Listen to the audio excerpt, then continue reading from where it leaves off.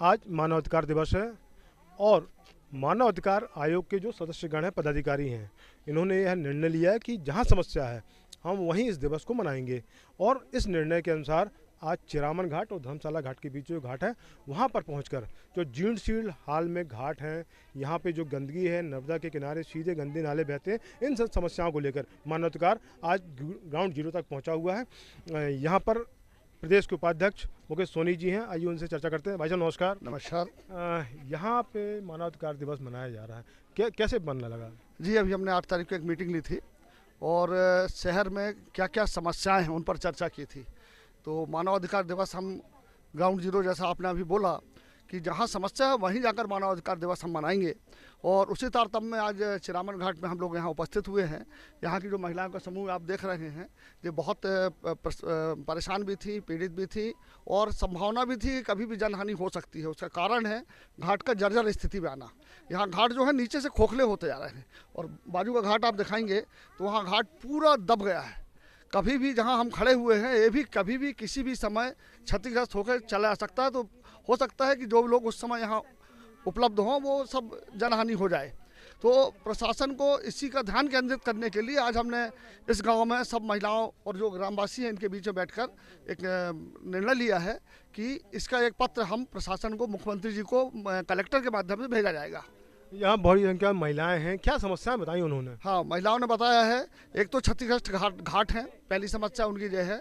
दूसरा, यहाँ कोई कॉम्प्लेक्स है जिसका पानी भी यहाँ आ रहा है, दूसरी समस्या है। तीसरी समस्या है कि यहाँ गंदगी लगातार गंदगी बढ़ती जा रही है, कोई सफाई नहीं होती। कई बार इन्होंने पार्षद को, कई बार नगर पालिका को अप्रोच किया, परंतु आज तक यहाँ पर कोई सफाई नहीं हुई है।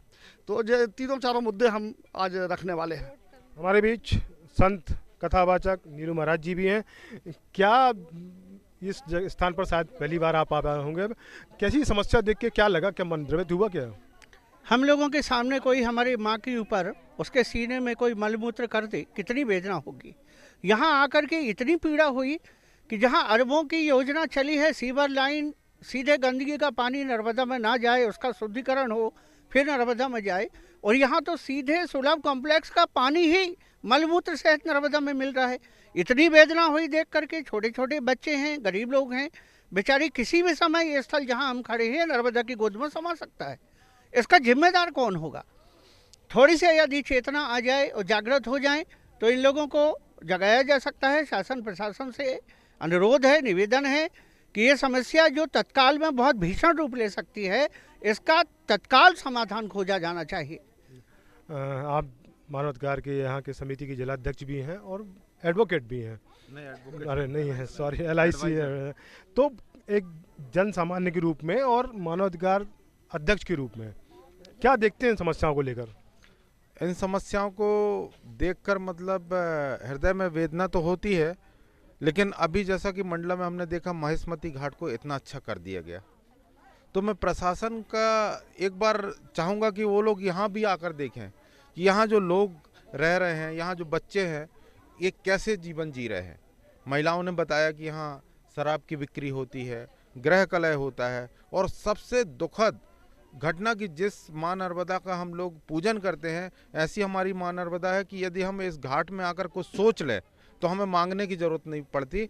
माँ नर्मदा हमारे सारी मनोकामना पूरी करती। ऐसी पुण्य सलीला माता के यहाँ गंदगी फैलाना और अपने अधिकारों को ना जानना, ये बहुत हृदय विदारक है। और मैं प्रशासन से अपील करूँगा और सभी जो जनता सामने खड़ी है, इनको साथ में लेकर हम जरूर ऐसे कोई प्रयास करेंगे कि ये समस्या का शीघ्र निदान हो।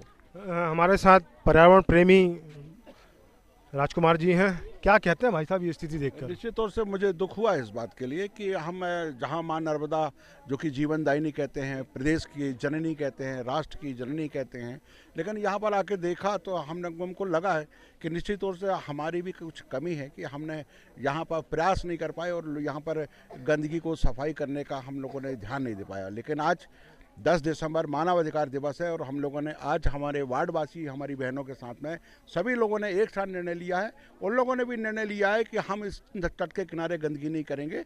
आज के संगठन के माध्यम से जो ये प्रयास किया जा रहा है, चैनल के माध्यम से जो प्रयास हो रहा है, मैं उसके लिए बहुत बहुत आभार व्यक्त करूँगा और धन्यवाद देना चाहूँगा। तो देखा आपने आज मानवाधिकार दिवस इन सभी के बीच में यहाँ पर मनाया गया और तब कहीं जाके मानवाधिकार के पदाधिकारी और दूसरे नर्मदा भक्त समाज सेवी भी हैं, उन्होंने जाना कि यहाँ के लोग कितनी गंदगी, कितनी अव्यवस्था के बीच बरसों से जीवन जी रहे हैं। यहाँ यह देखा कि किस तरह माँ नर्मदा के घाट पर सीधे कॉम्प्लेक्स का गंदा पानी, गटर का गंदा पानी सीधे माँ नर्मदा में जाकर मिल रहा है। इन समस्याओं को लेकर आज ये जाने हैं, इनके माध्यम से शायद प्रशासन जाने, और हम यह उम्मीद करेंगे कि आने वाले दिनों में यह समस्या का निदान हो और हम साफ सुथरा स्वच्छ घाट देख पाएँ।